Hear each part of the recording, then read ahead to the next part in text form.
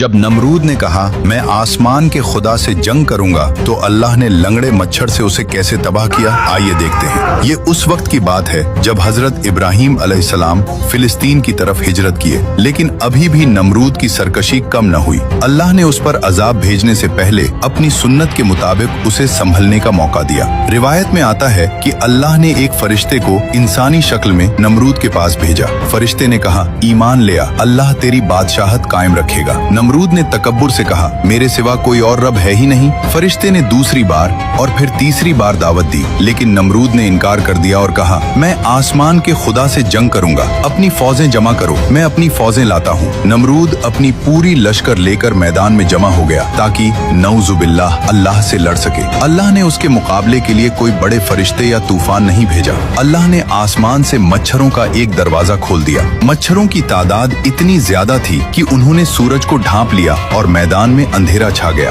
नमरूद की फौज अभी कुछ समझ पाती कि इन नन्हे जानवरों ने हमला कर दिया। ये मच्छर आम नहीं थे, ये अल्लाह का अजाब थे। उन्होंने सिपाहियों का खून पी लिया और उनका गोश्त खा गए, यहाँ तक कि मैदान में सिर्फ सफेद हड्डियां और बिखरे हुए हथियार रह गए। नमरूद अपनी फौज को तबाह होते देखता रहा। फिर अल्लाह के हुक्म से उन मच्छरों में से एक लंगड़ा मच्छर नमरूद की तरफ उड़ता हुआ आया और उसकी नाक के जरिए उसके दिमाग में घुस गया। अल्लाह ने उसे ऐसी अजियत दी कि वो मच्छर उसके दिमाग के अंदर काटता रहता था। दर्द की शिद्दत से वो चीखें मारता था। उस बादशाह का हाल ये हो गया था कि उसे सुकून सिर्फ तब मिलता जब कोई भारी चीज जैसे जूता चप्पल से जोर से उसके सर पर मारता। वो अपने नौकरों के आगे गिड़गिड़ाता कि मेरे सर पर जूते मारो। जो शख्स खुद को खुदा कहता था, आखिरकार जिल्लत और दर्द की इंतहा में तड़प तड़प कर मर गया। बेशक अल्लाह सबसे बड़ा है और तकब्बुर का अंजाम हमेशा जिल्लत होता है। अल्लाह हमें तकब्बुर से बचाए, आमीन।